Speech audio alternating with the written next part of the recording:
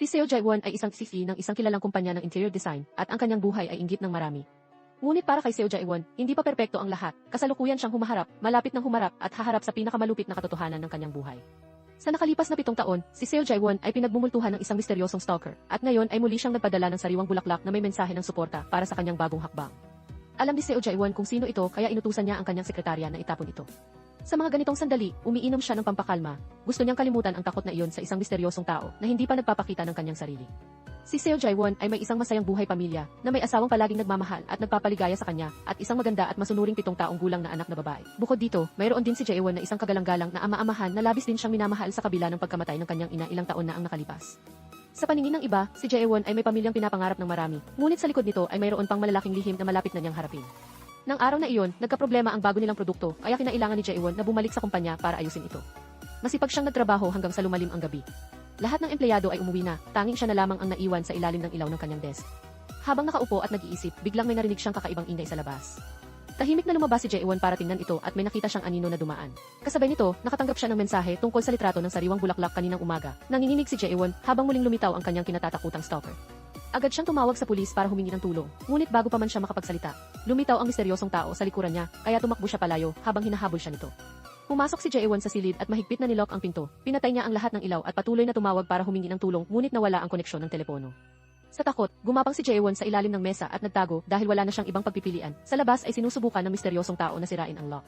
Pagkaraan ng ilang sandali, nakapasok din siya na may martilyo sa kamay. Dahan-dahan siyang lumapit kay Jae-won na labis na ikinatakot. Tingnan mo. Sa mismong sandaling ito, may tumawag mula sa labas, ang boses ng security guard. Dali-daling tumakas ang misteryosong tao na parang multo, habang si Jae-won ay patuloy na sumisigaw para humingi ng tulong. Pagkatapos ng insidente, umamin si Jae-won sa pulisya na 7 taon na siyang ginugulo. Dati, sa pamamagitan lamang ng mga text message at email ang panggugulo, at ito ang unang pagkakataon na pumunta siya sa kanyang kumpanya. Nagkataon naman na maisira ang kamera ng kumpanya, kaya hindi ito nakapag-record. Ito ay alam lamang ng mga empleyado doon. Naniniwala ang pulisya na posibleng ang salarin ay isa sa kanila. Pagkarinig ng balita, dumating din ang empleyadong siksi upang magtanong tungkol sa sitwasyon, ngunit sinabi ni Jae-won na maayos lang siya. Gusto sana siyang ihatid ng kanyang pinsan pa uwi, ngunit ayaw niya. Kinabukasan, habang sinusuri ni Jae-won ang mga nakadisplay na produkto ng interior, nilapitan siya ng isang lalaki para kausapin. Siya ang nagbenta ng siguro sa kanyang ina maraming taon na ang nakalipas. Pagkamatay ng kanyang ina, ang ama-amahan niya ang nakatanggap ng benepisyo sa siguro. Dito, nagtataka talaga siya tungkol sa pagkamatay ng ina ni Jae-won. 3 beses daw uminom ng pesticide ang kanyang ina at dinala sa emergency room. Sinabi ng ospital na nagkamali lang siya sa pag-inom, ngunit hindi iyon ang tingin niya. Ngunit agad itong itinanggi ni Jae-won, ganap siyang nagtitiwala sa ama-amahan niya dahil hindi kailanman ito nagsalita ng masakit sa kanya at sa kanyang ina. Gayunpaman, likas na matalino si Jae-won at ang sinabi ng sales agent ng siguro ay nagbigay sa kanya ng kaunting pagdududa. Agad niyang ibinunyag ito sa kanyang asawa, ngunit hindi makapaniwala si Son Jong na magagawa ito ng kanyang ama-amahan dahil pareho silang nakakaintindi kung paano mamuhay ang kanilang ama. Sa loob ng ilang araw, patuloy na binabagabag si Jae-won ng stalker na iyon. Nagtataka siya kung sino sa mga empleyadong ito ang totoong salarin. Sa mismong sandaling iyon, nakita niya ang isang kakaibang parking ticket sa eksaktong oras ng insidente. Agad na bumaba si Jae-won sa security office upang kunin ang susi ng sasakyan ayon sa numerong nakaimprenta rito. Pagkatapos ng ilang paghahanap, nakita rin niya ang kotse. Sinuri ni Jae-won ang trunk at natuklasan ang isang pamilyar na jacket. Ito ang jacket na suot ng salarin noong gabing iyon. Agad niyang ibinalik ang susi sa security guard, sinabing nagkamali siya sa pagkuha at nagbigay ng kaunting pera para manatiling lihim ang insidente. Nagtago si Jae-won sa likod para bantayan kung sino ang may-ari ng kotse. Hindi siya makapaniwala sa nakita niya nang lumabas ang pinuno ng koponan na si Tsi. Agad siyang tumawag sa kanya upang tanungin kung nasaan siya. Sinabi ni Tsi na nagtatrabaho siya. Nang marinig ang mga kasinungalingang iyon, mas lalo siyang naging sigurado. Lumingon si Jae-won na tulala sa kalye nang malaman ang mapait na katotohanan na ang taong sumusunod sa kanya sa loob ng 7 taon ay ang empleyadong laging nasa tabi niya. Hindi niya alam ang gagawin kundi ang tawagan ang kanyang asawa para sabihin ang nangyari. Ngunit sinabi ng katulong na wala ito sa bahay at marahil ay nasa gift. Agad na pumunta si Jae-won sa gift para hanapin ang kanyang asawa. Doon, nagulat siya nang malaman na si Son Jong ay 3 buwan nang huminto sa pag-ehersisyo. Wala siyang alam tungkol dito dahil hindi kailanman binanggit ito ng kanyang asawa. Pagbalik sa bahay, patuloy na tinawagan ni Jae-won ang kanyang asawa, ngunit naiwan pala ang telepono nito sa bahay. Paulit-ulit sa kanyang isip ang mga tanong kung bakit itinago ito ng kanyang asawa sa kanya. Napilitang suriin ni Jae-won ang telepono nito at pagkatapos ng ilang sandali, sa wakas ay nabuksan din niya ang telepono, ngunit wala namang kahinahinala sa loob. Sa kanyang pagluwag, dumating ang isang text message na nagtatanong kung nasaan si Son Jong. Agad siyang sumagot na paparating na at binura ang usapan. Dito, muling lumitaw ang mga hinala tungkol sa kanyang asawa. Tinawagan ni Jae-won ang kanyang AT team para hanapin ang smartwatch na suot ni Son Jong. Agad siyang pumunta sa address na ibinigay ng AT team. Umupo siya sa kotse para subaybayan kung sino ang palihim na kinakausap ng kanyang asawa.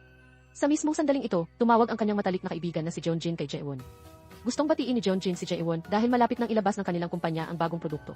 Bukod pa rito, ang mga emosyonal na pampatibay loob mula sa kanyang matalik na kaibigan ay nagpatuloy kay Jaewon dahil habang ang mga tao sa paligid niya ay nagbibigay sa kanya ng kawalan ng katiyakan. Tanging si Jeonjin lamang ang taong ngunit biglang nagbago ang damdamin ni Jaewon nang makita niyang ang taong lihim na nakikipagkita sa kanyang asawa ay walang iba kundi ang kanyang matalik na kaibigan, si Jeonjin.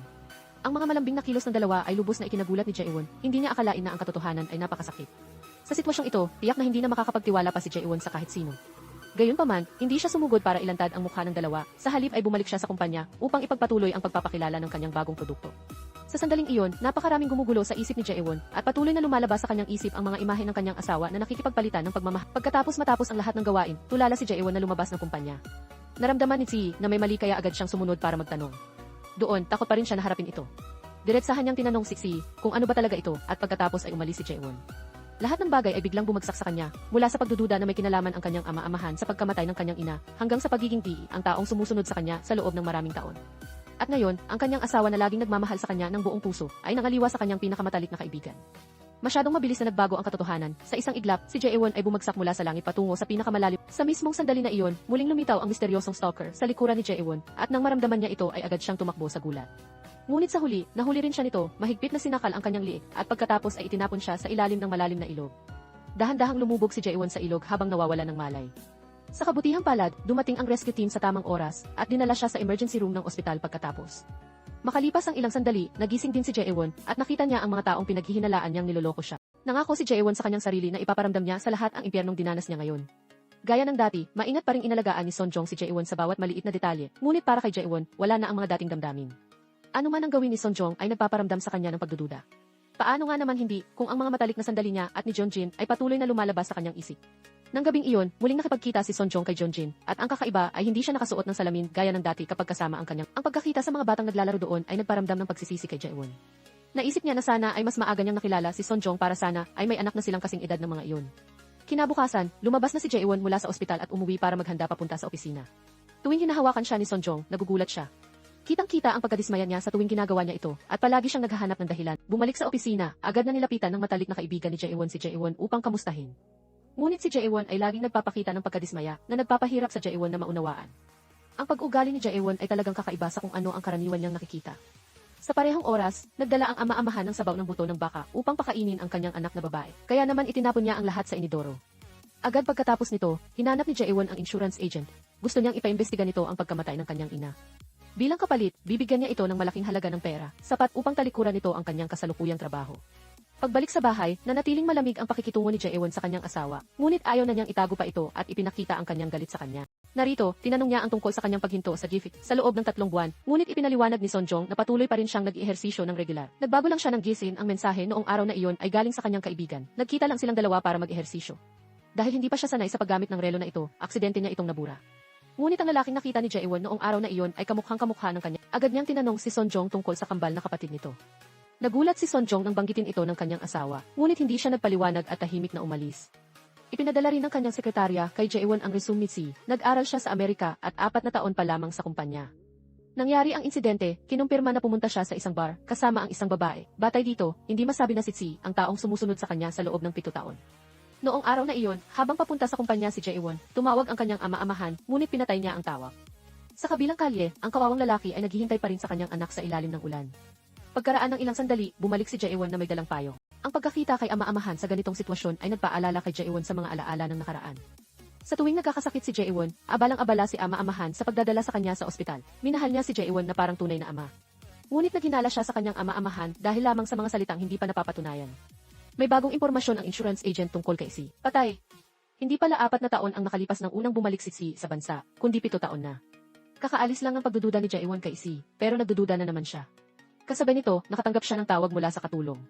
Humihingi ito ng paumanhin dahil kailangan niyang umuwi ng maaga, kaya hindi niya masusundo ang anak ni Jaewon mula sa paaralan. Umalis pa lang ang katulong ay may isang lalaki na kahawig ni Sonjong na nagpanggap na siya.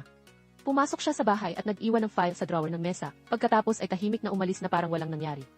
Sa kabilang banda, pumunta si Jaewon sa paaralan para sunduin ang kanyang anak na babae. Nagulat siya nang sabihin ng guro na may sakit si Azim ngayon, kaya hindi pumasok sa paaralan. Agad na tinawagan ni Jaewon ang kanyang asawa, ngunit hindi ito sumasagot. Umuwi siya ngunit wala siyang nakita. Nagpunta si Jaewon sa isang parke malapit sa bahay para hanapin ang kanyang anak. Tinanong niya ang security guard doon at nalaman niyang dumaan si Sonjong at ang babae kaninang tanghali. Nakita rin ng matandang lalaki na magkasama ang dalawa at isang estrangherang babae na mukhang malapit kay Sonjong. Nang marinig ito, natigilan si Jaewon. Agad niyang tinawagan si Secretary Kim para suriin kung nasa opisina si Jeonjin. Ngunit nang dumaan si Secretary Kim sa workstation ni Jeonjin, wala siya roon. Galit na galit si Jaewon at agad na pinuntahan ang bahay ni Jeonjin. Sumigaw siya at tinawag ang pangalan ng kanyang anak sa labas ng pinto, ngunit walang sumasagot. Balisa si Jaewon na bumalik sa bahay at nakita niya na naroon na ang kanyang asawa. Hindi siya nagsalita at nagpunta sa silid ng kanyang anak. Hindi agad nagsalita si Jaewon, tinanong niya ang kanyang asawa kung saan ito nagpunta at kung sino ang kasama nito. Sinabi ni Sonjong na naglakad-lakad lang siya, kasama ang kanyang anak, at parang nagalit si Jaewon sa mga sinabi niya. Gusto niyang sabihin na lahat ng katotohanan sa kanya. Pero hindi maintindihan ni Sonjong ang sinasabi ng kanyang asawa. Walang idinagdag na salita si Jaewon, tahimik siyang umalis habang hindi pa rin naiintindihan ng kanyang asawa ang nangyari. Pagkatapos, pumunta si Jaewon sa reunion ng mga dating kaklase, at dahil naroon din ang kanyang matalik na kaibigan na si Jeonjin, hindi niya ito mapalampas. Kakaiba sa karaniwan, gusto ni Jaewon uminom ngayong araw. Sa isang lagok lang, naubos niya ang baso ng alak na nagpagulat kay Jeonjin. Dito, tinanong ni Jaewon si Jeonjin kung wala ba itong tinatago sa kanya.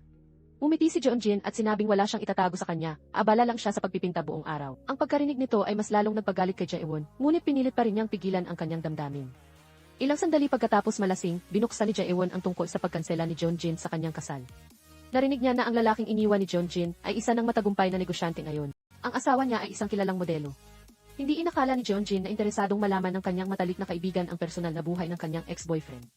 Bilang ganti, sinabi ni Jaewon na interesado rin siya sa kanyang pamilya at sa kanyang asawa. Inakala ni Jeonjin na lasing na si Jaewon kaya kung ano-ano na ang sinasabi nito. Kinabukasan, pumasok si Jaewon sa opisina ng kanyang asawa at nakita ang isang kakaibang file sa drawer. Kinuha niya ito para tingnan. Nagulat siya nang malaman na ito ay ang titulo ng lupa ng isang apartment na nakapangalan sa ama-amahan. Ngunit ang mas kakaiba ay kasama rin ang pangalan ng kanyang matalik na kaibigan na si Jeonjin sa titulo. Nang makarating siya doon, natulala si Jaewon nang makita ang kanyang asawa at anak na babae na naroroon din dinala ni Sonjong si Ajim para makipagkita sa kanyang matalik na kaibigan na si Jeonjin. Ito ang lihim na lugar kung saan sila nagtatago sa loob ng ilang panahon. Parang gumuho ang mundo sa harapan ni Jaewon, hindi niya mailarawan ang kanyang desperadong pakiramdam sa sandaling iyon. Ngunit pag-uwi ni Jaewon, nanatili siyang kalmado, na parang walang nangyari, ngunit sa kanyang puso ay nagpaplano na siya ng paghihiganti laban sa kapahamakan ng mag-asawang ito. Sa kabilang banda, nilapitan ni si Jeonjin para kausapin. Pinayuhan niya itong huminto dahil alam na niya ang lahat. Nakita ni si Jeonjin na magka-holding hands kasama si Sonjong na pumasok sa hotel. Alam niyang lihim na nagtataksil ang dalawa kay Jaewon. Ngunit agad itong itinanggi ni Jeonjin, sinabi niyang hindi asawa ni Jaewon ang nakita niya noong araw na iyon. Kasabay nito, lihim na naglalagay ng kamera si Jaewon para subaybayan ang kanyang asawa. Ngunit tila nalaman na niya ito. Kinabukasan, pinuntahan ni Jaewon ang art studio ng kanyang matalik na kaibigan. Ipinahayag niya ang kanyang pagkadismaya at hindi pagkagusto sa ipinta ni Jeonjin, at pagkatapos ay hiniling niya kay Jeonjin na ipinta itong muli. Kaya personal na umuwi si Jaewon para hanapin ito. Doon, hindi siya nag-atubiling banggitin na hinanap siya ng kumpanya ng seguro. Hindi na nagtago si Chanseo at isinalaysay ang lahat sa kanyang anak na babae. Noong taon na iyon, ang ina ni Jeonjin ay isang sugarol, at sa tuwing natatalo siya ng lahat ng pera, lalapitan niya ito para humingi ng pera. Nang hindi sumang-ayon si Chanseo na magbigay ng pera, nagbanta ang ina ni Jaewon na iinom ng pesticide. 3 beses niya itong ginawa. Ngunit sa bawat pagkakataon na nakakaligtas siya sa kamatayan, babalik siya sa pagsusugal, hanggang sa ika-4 na beses ay hindi na siya nailigtas ng Diyos. Hindi ito sinabi ni Chanseo kay Jaewon dahil sa takot na maapektuhan ang kanyang karera. Si Sonjong mismo ang nagsabi sa kanya na maaari niyang makuha ang pera ng siguro. Ginamit niya ang pera para bayaran ang utang ng ina ni Jaewon, at ang natitirang pera ay ginamit niya para bumili ng isang maliit na apartment para may matirahan siya pagtanda. Tunay na humihingi siya ng tawad kay Jaewon dahil hindi niya sinabi ang bagay na ito ng mas maaga. Dito nila natuklasan ang salary na pumasok sa kumpanya noong gabing iyon. Ito ay si Sungwoo, isang empleyado. Hinanap siya ni Taeo at nalaman niyang umuwi na si Sungwoo kahit may trabaho pa. Nagkataon na naroon din si Jaewon, kaya kinabahan si Taeo para sa kanya. Dahil hindi niya matawagan si Jaewon, kinailangan niyang magmaneho papunta doon. Kasabay nito, kararating lang ni Jaewon mula sa bahay ng kanyang ama-amahan, pagkatapos ay binalibag ni Chanseo ang litrato ng ina ni Jaewon. Nang araw na iyon, nasaksihan niya ang paghihirap ng kanyang ina hanggang sa mamatay. Gusto ba niya itong patayin para makuha ang pera ng siguro? O ayaw na niyang mabuhay pa ito para hindi na maging pasanin ni Jaewon? Iyon ay nananatiling isang malaking tanong. Nang lumalim ang gabi, tumatakbo si Jaewon sa kalsada nang biglang lumiko ang isang truck. Mabilis siyang nagpreno ngunit bigla itong nasira. Hindi makontrol ang bilis, si Jaewon ay sumugod sa isang construction site at patuloy na bumulusok ang sasakyan nang hindi makahinto. Kasabay nito, nahabol ni Taeo si Jaewon. Nang malaman niyang may problema ang sasakyan nito, lumiko siya sa ibang direksyon. Pinabilis ni Taeo ang kanyang sasakyan para mauna, pagkatapos ay hinarangan ang daan sa layuning pigilan ang sasakyan ni Jaewon na nawawala ng kontrol. Sa kabutihang palad, walang nangyari sa kanilang dalawa. Agad namang dumating ang pulis para alamin ang dahilan. Nagtataka si Jaewon kung paano nalaman ni Taeo na naroon siya. Nangako si Taeo na sasabihin niya ang lahat sa kanya kapag malinaw na ang lahat. Agad pagkatapos, sumakay si Taeo ng taxi at inihatid si Jaewon pauwi. Naramdaman ni Jaewon na mas ligtas siya kaysa kailanman kaya nakatulog siya nang hindi na. Nang makauwi, sinabi niya kay Yeon-teo na hindi pa rin niya lubos na mapagkakatiwalaan ito at sa ngayon, hindi niya mapagkakatiwalaan ang sinuman, pati na rin ang kanyang sarili. Ngunit hindi niya nakalimutang pasalamatan ito para sa lahat ng nangyari ngayong araw. Nagkataon, kinagabihan, si Kim Sung-hwan ay natagpo ang malubhang na sugatan at sinasabing nahulog ito mula sa ikanik. Nang malaman ni Yeon-teo ang nangyari, buong gabi rin siyang nagbantay sa ospital. Matapos ang agarang pagliligtas, maswerteng nakaligtas si Kim Sung-hwan. Ibinigay ng nurse ang personal na gamit nito kay Yeon-teo upang itago at sakto namang may tumawag kay Kim Sung-hwan. Nagulat si Yeon-teo nang marinig ang boses ni Son-jong sa kabilang linya. Sa mahabang panahon, nakipagsabwatan na siya kay Kim Sung-hwan upang saktan ang kanyang asawang si Seo Jae-won. Sa paglulunsad ng bagong produkto ng furniture ng kumpanya, dahil hindi uminom ng pampakalma si Seo Jae-won, naramdaman niya ang matinding kaba at pagkabahala. Alam na alam ito ni Yeon-teo kaya pinayuhan niya itong itigil na ang kanyang talumpati. Dito, tinanong niya si Seo Jae-won kung uminom na ba ito ng gamot na Nagtataka si Seo Jae-won kung bakit alam iyon ni Yeon-teo at kung sino talaga siya, at pagkatapos noon ay napilitan siyang itigil ang kanyang talumpati. Nang araw na iyon, habang nagtatrabaho, sinilip ni Seo Jae-won ang security camera sa bahay, kung saan masayang nakikipaglaro si Son-jong sa kanyang anak na si Ajin. Ngunit biglang lumitaw ang kanyang asawa sa harap niya sa isang kakaibang paraan. Kinabahan siya kaya agad siyang umuwi dahil sa pag-aalala sa kanyang anak na babae. Ngunit nang bumalik si Seo Jae-won upang tingnan, ang kanyang anak na babae ay ligtas at walang nangyari at hindi niya talaga maintindihan kung bakit ganoon. Ang nakatagong kamera na inilagay niya ay nandoon pa rin. Tinanong ni Seo Jae-won ang katulong kung may iba pa bang pumunta doon kaninang umaga. Sinabi ng katulong na nang dumating siya rito ay si Ajin lang ang naglalaro mag-isa. Nang magsawa na ang bata ay natulog na ito, ngunit tila napakakaiba nito. Pinagalitan ni Seo Jae-won ang kanyang asawa dahil sa pag-iwan kay Ajin na mag-isa. Ngunit sinabi ni Son-jong na si Seo Jae-won ang nag-text sa kanya na pumunta agad sa kumpanya dahil tinawagan na niya ang katulong. Ang narinig mula kay Son-jong ay mas lalong nagpagulo kay Seo Jae-won. Hindi niya maintindihan kung nagsisinungaling si Son-jong sa kanya o kung dahil sa hindi niya pag-inom ng gamot kaya siya nakakalimot. Tinanong niya si Son-jong tungkol sa kanyang nawawalang kambal na kapatid. Hindi maintindihan ni Son-jong kung bakit binanggit iyon ni Seo Jae-won. Sinabi niya na sa loob ng 30 taon matapos maghiwalay ang kanilang mga magulang, hindi na niya nakontak ang kanyang kambal na kapatid. Sa kabilang banda, si Kwon Yoon-jin ay nagpipinta ng isang larawan ng isang batang babae at nang tanungin ng empleyado kung sino iyon, sinabi niya na anak niya. Ngunit malinaw na ang batang babae na ipinipinta ni Kwon Yoon-jin ay si Ajin. Narito, naaalala niya muli ang eksena ng pagbubuntis niya 7 taon na ang nakalipas. Sa pamamagitan ng paghahanap ng insurance agent, nakuha ni Seo Jae-won ang impormasyon tungkol sa kakambal na kapatid ng kanyang asawa at agad niya itong pinuntahan sa address na sinabi nito. Sa harap niya ay isang bahay na mukhang matagal nang walang nakatira. Tinawag niya ng tinawag ngunit walang sumasagot. Lumabas si Seo Jae-won at tinanong ang kapitbahay tungkol sa kapatid ni Son-jong, ngunit matagal na raw niya itong hindi nakita. Narinig ng kapitbahay na may matinding sakit sa pag-iisip ito at madalas daw itong pumupunta sa isang ospital malapit sa lugar para magpatingin. Nang gabing iyon, hinanap ni Seo Jae-won si Yeon-teo. Gusto niyang sabihin ito ang lahat ng itinatago niya. Dito, inihayag ni Yeon-teo na si Kim Sung-hwan ang sumusunod sa kanya at ang taong kinontak niya sa buong panahong iyon ay si Son-jong. Ang pagkarinig nito ay halos ikinawasak ni Seo Jae-won. Nararamdaman na niya ngayon ang matinding kawalan ng kapanatagan sa lahat ng tao sa paligid niya. Ang kanyang isip ay labis na naguguluhan kaya't hindi na niya makontrol ang kanyang sarili. Mahigpit niyang hinawakan ang basag na salamin sa kanyang kamay hanggang sa dumugo ito, ngunit wala siyang naramdaman. Kinabukasan, sinimulan ni Seo Jae-won ang kanyang plano ng paghihiganti. Sa harap ng kanyang asawa at anak ay tila niyakap pa niya si Son-jong bago siya pumunta sa kumpanya. Tila iyon na ang huling yakap niya para dito. Pagkatapos, bumili si Seo Jae-won ng paso ng halaman at dinala sa bahay ng kabit na si Kwon Yoon-jin, at bago pa man makapagsalita si Kwon Yoon-jin ay walang pakundangan nang pumasok si Seo Jae-won sa bahay. Sa loob, nakita niya ang isang upuan ng bata. Mas lalo itong nagpainis sa kanya. Inihayag ni Seo Jae-won na inanyayahan niya ang ama ni Kwon Yoon-jin na maghapunan at gusto nitong isama niya si Kwon Yoon-jin. Sa mga kahilingan ng makapangyarihang ama, malamang na hindi makatanggi si Kwon Yoon-jin at dadalo siya doon sa address na sinabi ni Seo Jae-won. Nang gabing iyon, ang pamilya ni Kwon Yoon-jin ay naroroon upang makasalo sa hapunan si Seo Jae-won at mula pa ng bata si Seo Jae-won ay labis na itong hinahangaan ng ama ni Kwon Yoon-jin dahil sa kanyang talento. Siya ang presidente ng isang malaking investment group at namumuhunan din sa kumpanya ni Seo Jae-won. Palagi niyang hinahangad na magkaroon ang kanyang anak ng kahit kaunting katulad niya. Pumasok siya sa harap ng pagkagulat ni Kwon Yoon-jin. Ganoon din si Son-jong, ngunit pilit pa rin niyang pinapakalma ang sarili. Bago iyon, inimbestigahan ni Seo Jae-won ang impormasyon tungkol sa kambal na kapatid ng kanyang asawa. Namatay ito 1 taon na ang nakalipas. Nangangahulugan ito na sa buong panahong iyon ay niloloko siya ni Son-jong sa lahat ng bagay.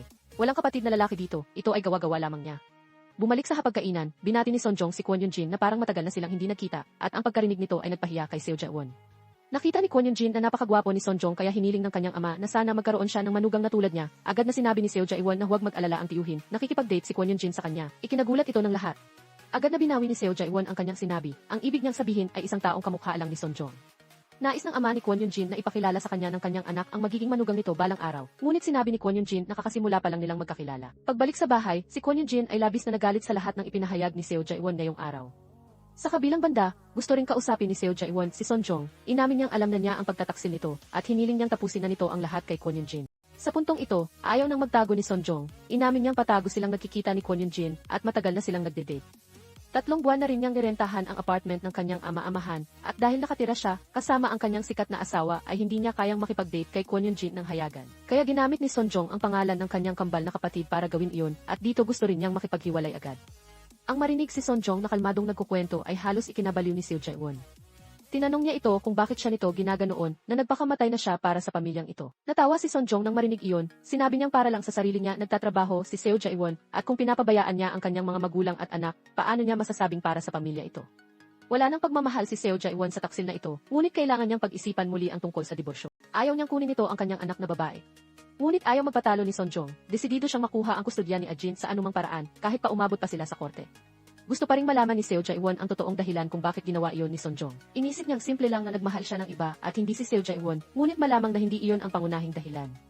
Pagkatapos nito, pumunta si Seo Jae-won sa bahay ng kanyang kaibigan na si Hae-jun upang matulog doon dahil sa labis na desperasyon, naisip niya agad ang kamatayan. At naging desperado tulad niya ngayon, ngunit hindi ito ang panahon para gawin niya ang hangal na bagay na iyon. Sa kabilang banda, inihanda na ni Sonjong ang lahat para sa diborsyo. Hindi niya kailangan ng bahagi ng anumang ari-arian. Ang tanging gusto niya ay ang karapatan sa pag-aalaga ng kanilang anak na babae. Nakipagkita din si Seo Jae-won sa isang abogado para pag-usapan iyon, ngunit sinabi ng abogado na mahirap itong gawin.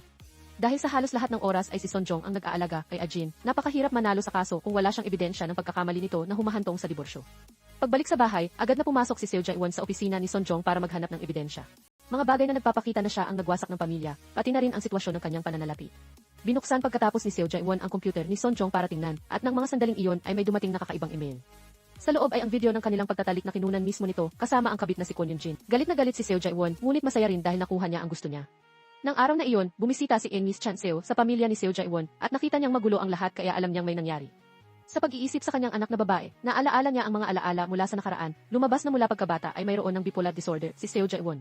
Walang paaralan ang gustong tumanggap sa kanya, at ang mga kaibigan niya sa paaralan ay lagi siyang ginagawang katatawanan. Nalaman ni Miss Chan Seo ang problema ni Seo Jae-won, at pagkatapos ay lumipat sila ng kanyang anak na babae sa isang bagong tirahan. Kasabay nito, pinalitan din niya ang apelyido ni Seo Jae-won upang walang makakilala sa kanya. Naniniwala siyang basta't umiinom siya ng sapat na gamot ay magiging normal siya. Naluha si Miss Chan Seo nang makita ang kanyang anak na babae sa kasalukuyan, sinisisi niya ang sarili na lahat ay kasalanan niya. Lumabas na ang kaalaman ni Yoon Teo tungkol sa pag-inom ni Seo Jae-won ng pampakalma ay nagmula 7 taon na ang nakakaraan. Nang panahong iyon ay umiinom na sana siya ng gamot kaya humingi siya ng tulong. Sakto namang pumasok ang ama ni Kwon Yoon-jin kaya nagulat si Seo Jae-won at nabitawan ang bote ng gamot. Itinatago rin niya rito ang kanyang sakit. Pinulot ni Yoon Teo ang mga gamot na iyon para sa kanya at alam na alam niya kung ano iyon, ngunit ang pagkakaalam ni Yoon Teo kay Seo Jae-won ay nagmula pa noon. Bumalik siya upang kumuha ng isang lumang pangalan ng pagkakakilanlan. Mukhang kilala na niya si Seo Jae-won mula pa noong bata pa sila, noong hindi pa nito binago ang kanyang apelyido. Sa kabilang banda, matapos ipahayag ni Sonjong ang kanyang lihim na relasyon kay Kwon Yoon-jin, mas naging komportable siyang makipagkita rito. Naghanda siya ng cake upang ipagdiwang ang kaarawan ni Kwon Yoon-jin, dahil hindi pa rin siya lubusang nakatuon sa kanya. Nang araw na iyon, sa paglulunsad ng bagong sining ni Kwon Yoon-jin, dumalo rin si Seo Jae-won.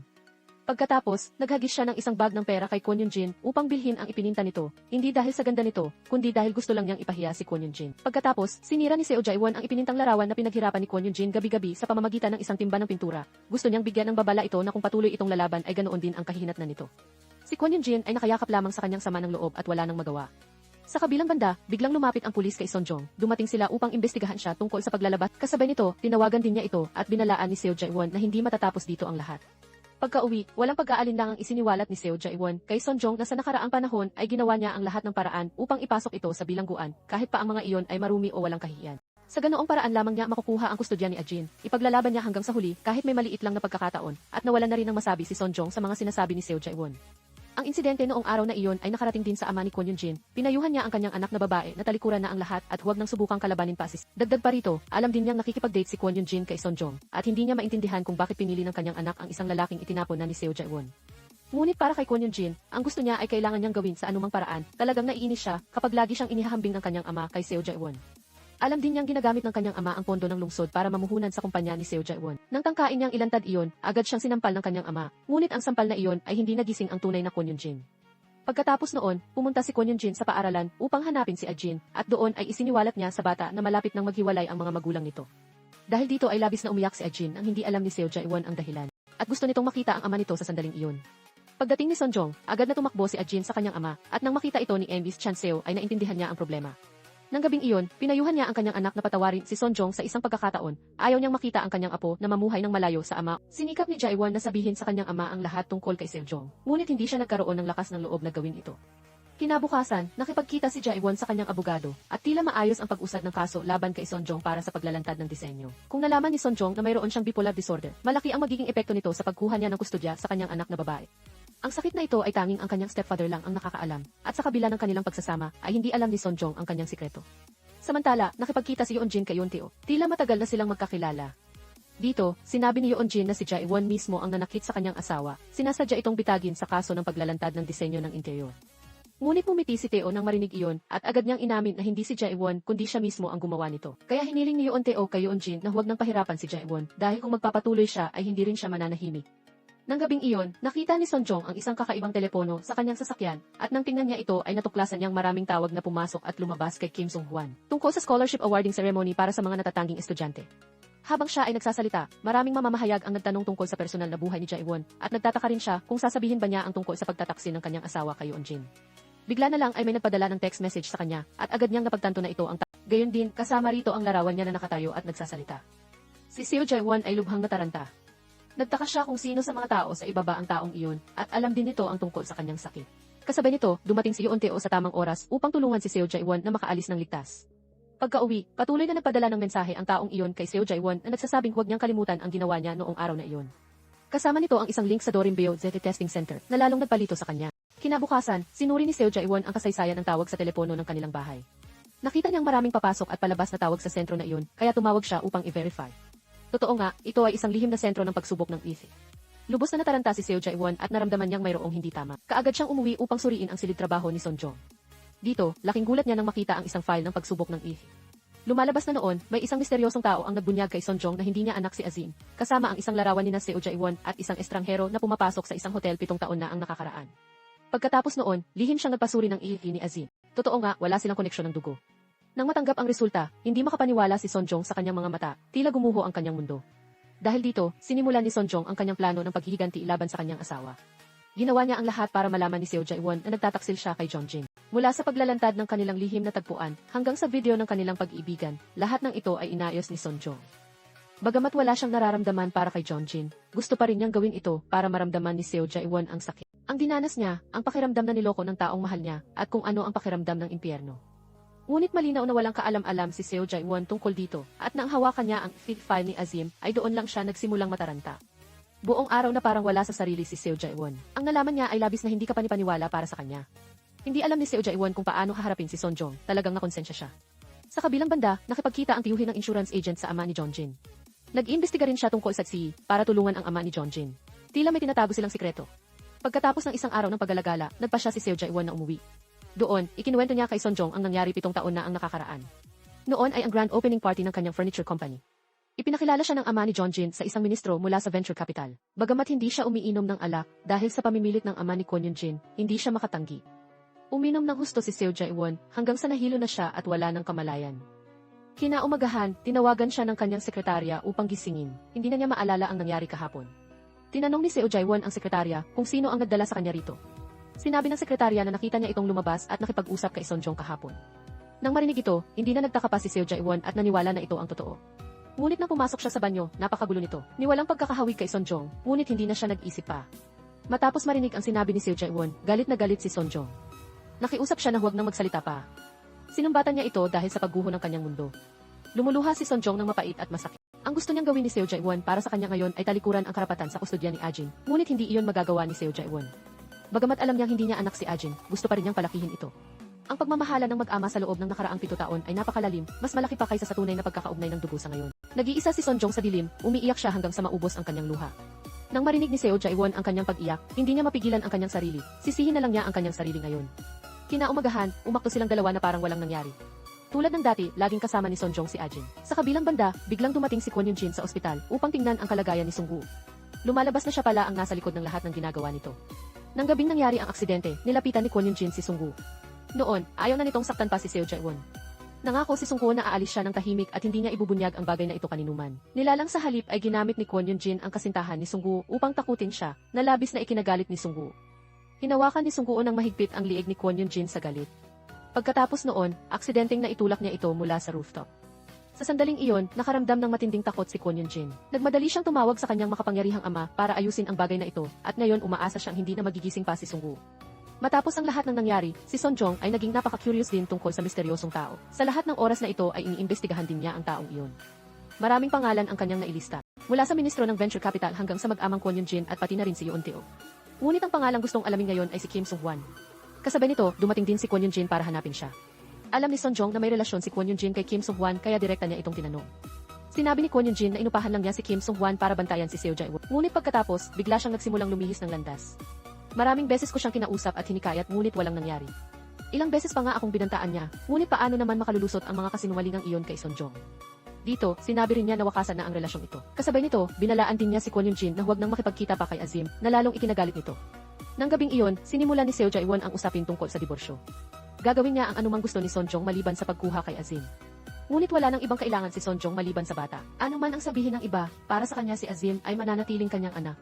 Pagkatapos noon, pinuntahan ni Seo Jae-won ang kanyang ama-amahan para maglabas ng saloobin. Ipagpapatuloy pa rin niya ang diborsyo kay Sonjong, nakaramdam siya ng tunay na pagsisisi sa kanya. Mismong si Chan Seo ay hindi maintindihan kung bakit hindi niya iyon ginawa. Minsan, dinala pa nga ng babae si Seo Jae-won para para lang makakuha ng pera para sa pagsusugal at kinailangan ni Chan Seo na personal na pumunta upang kunin siya. Hindi rin niya maintindihan kung bakit niya isinakripisyo ang lahat para sa mga taong hindi niya kadugo. Ngunit marahil ay nagmula ito sa kanyang puso na si Seo Jae-won lang ang makakahipok. Iyan ay katulad ng pagmamahal na ibinibigay ni Sonjong kay Azim. Pagka-uwi, lumuhod kaagad si Seo Jae-won sa harap ng kanyang asawa. Kahit labag sa kanyang kalooban, kailangan niyang isuko ang karapatan sa pag-aalaga ng kanilang anak kay Sonjong. Mahirap para kay Seo Jae-won ang sabihin ito at umaasa siyang palalakihin niya ng maayos ang bata. Ang pagluha ni Seo Jae-won ay nagpatindig ng balahibo ni Sonjong. Lumuluha rin siya kasama ang kanyang asawa. Kinaumagahan, nagising si Seo Jae-won sa isang silid ng hotel. Para siyang naging ibang tao. Nagpunta siya sa trabaho tulad ng dati. Ngunit ang kakaiba ay akala ni Seo Jae-won ay ika-negatibo 15 ngayon, ngunit lumabas na ika-negatibo 17 na. Tila may nangyari sa nakalipas na 2 araw na hindi niya maalala. Pagkatapos ng trabaho, umuwi siya na parang walang nangyaring paghihiwalay. Humingi pa nga siya ng paumanhin kay Sonjong dahil sa sobrang dami ng trabaho, kaya doon na lang siya natulog sa hotel. Naguluhan si Sonjong sa sinabi ni Seo Jae-won. Habang kumakain, hinawakan pa niya ang kamay ni Sonjong, na labis na ikinagulat nito. Hindi niya maintindihan kung si Seo Jae-won ba ang nasa harap niya ngayon dahil magkaiba ang sinabi niya kahapon at ang ikinilos niya ngayon.